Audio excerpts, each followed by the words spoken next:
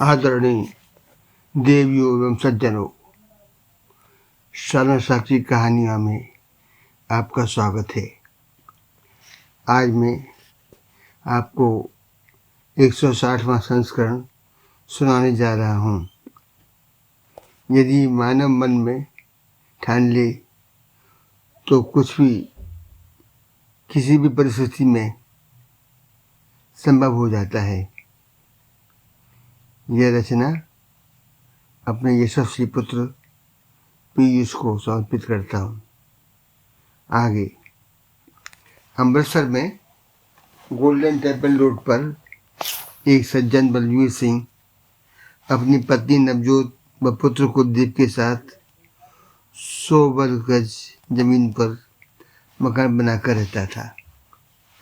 Society के नज़दीक घर के बाहर डेली नीड्स की दुकान चलाते थे। कुलदीप 11वीं कक्षा में सरकारी विद्यालय में अध्ययन करता था। एक बार उसने माँ नवजोत को बतलाया, जब वह 5वीं कक्षा में पढ़ता था, स्कूल में 8वें पीरियड में जुलाई माह था। कोई अध्यापक न आने से पूरी कक्षा शोर कर रही थी कि अचानक कक्षा में राउंड लगाती प्रधानाध्यापिका आ गई तथा बच्चों को उन्होंने अपना परिचय दिया तथा कहा कि 1-2 दिन में स्पोर्ट्स टीचर का पीरियड है, इंतजाम हो जाएगा। अब आप बारी बारी मेरे पास अपनी एक कॉपी लावें और परिचय दें। कक्षा में 15 बच्चे थे। प्रधानाध्यापिका बच्चे से उसका नाम के साथ पूछती, तुम क्या बनना चाहते हो? बच्चा जो बतलाता, जैसे अध्यापक, IAS, SHO, अधिकारी आदि आदि, वह उसके नाम के नीचे वो पद लिखती गई एक टिप के साथ। दृढ़ संकल्प, नियम, सतत सुरक्षा। बच्चों से कहा, आज का संकल्प सदैव याद रखना मेरा आशीर्वाद के रूप में। प्रत्येक बैच का प्रत्येक बच्चा अपने एम के प्रति सदैव सतर्क रहता। जुलाई का अंतिम सप्ताह कुलदीप 11वीं में अध्ययनरत था। सोलन में उसकी मौसी की लड़की का 30 जुलाई में विवाह था। पढ़ाई के प्रति सजग होने से कुलदीप विवाह में सम्मिलित नहीं हुआ, केवल माँ बाबूजी ही गई थी। दुर्भाग्य से लौटते वक्त सकरे व टेढ़ी मेढ़ी राह, तेज बारिश, अचानक बस दुर्घटना में सो जाने से माँ बाबूजी गंभीर रूप से घायल हो गए। 1 माह बाद इलाज के दौरान दोनों का देहांत हो गया। नाना नानी पटना से आए हुए थे। सर्वसम्मति से रिश्तेदारों ने उन्हें कानूनी केयरटेकर बना दिया। फलस्वरूप नानी ने 1 वर्ष रुककर कुलदीप को 11वीं पास करा वापस पटना को रवाना हो गई।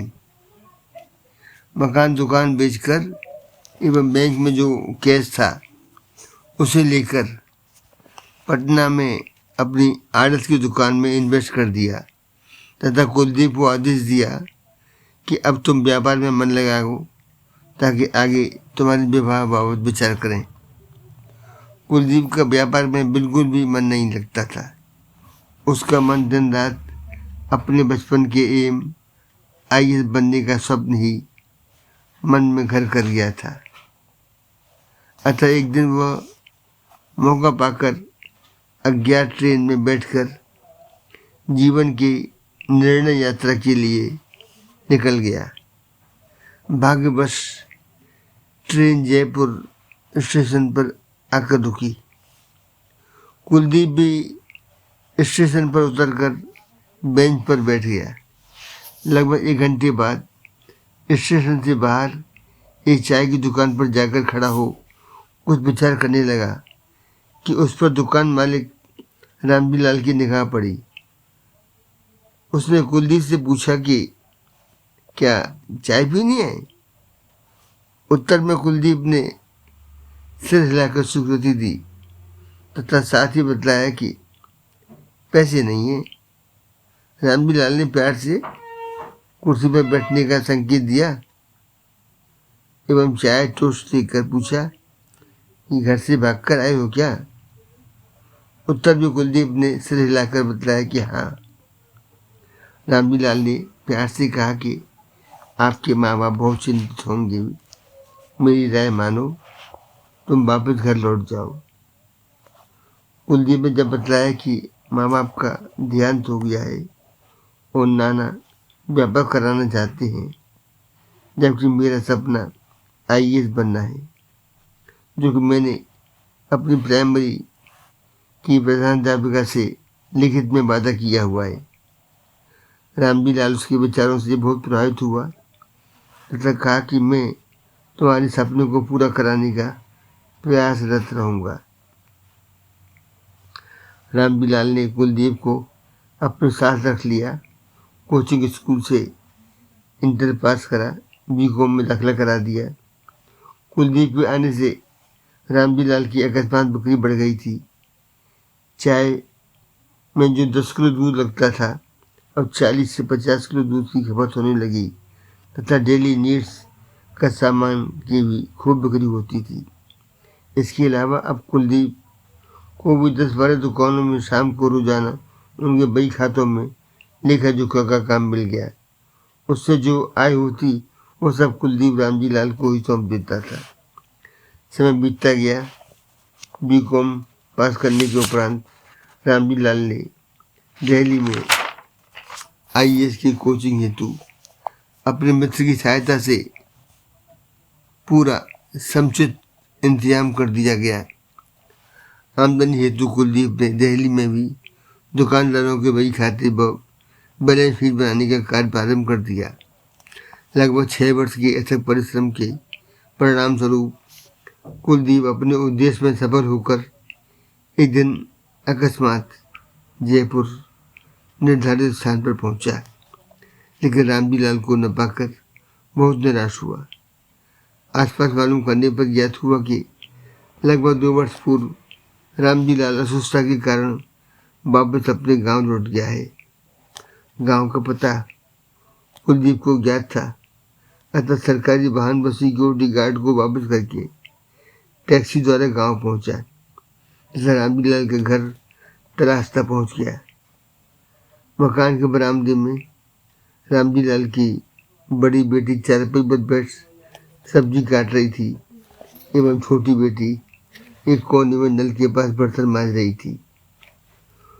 कुलदीप को देखकर बड़ी बेटी बोली कि आप कुलदीप भैया हो क्या? प्रत्युत्तर में कुलदीप के हाँ कहने पर दोनों बहनें अर्थपूर्ण नेत्रों से उसके गले लग गईं। मैं जोर से माँ को आवाज़ देकर बुलाया, माँ भैया आए हैं। माँ के आने पर कुलदीप ने माँ की तरह स्पर्श कर पूछा कि चाचा जी दिखलाई नहीं पड़ रहे हैं।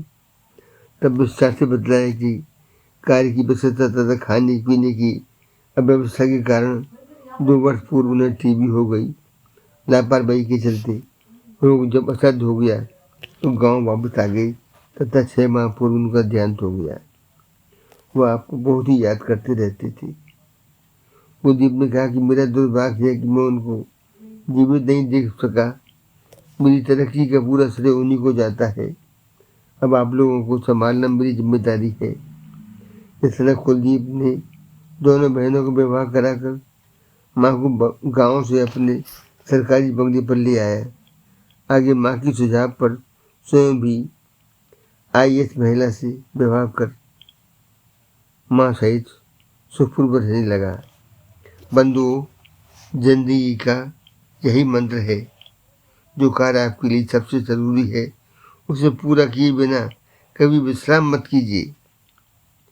भरोसा खुद पर रखो तो ताकत बन जाती है, अगर दूसरों पर रखोगे तो कमजोरी। आप कब सही थे इसे कोई याद नहीं रखता, जबकि आप कब गलत थे इसे सब याद रखते हैं। पुनः बंधुओं, कर्म के साथ साथ भावनाएं भी महत्व रखती हैं। जो अपनों का भला चाहता है वह युधिष्ठिर एवं जो सबका भला चाहता है वह श्री कृष्ण है। अंत में जो केवल अपना ही भला चाहता है वह दुर्योधन। चुनाव आपको करना है। भाइयों, मेरी कृति कैसी लगी? कृपया लाइक, शेयर व कमेंट्स अवश्य प्रस्तुत करें। धन्यवाद।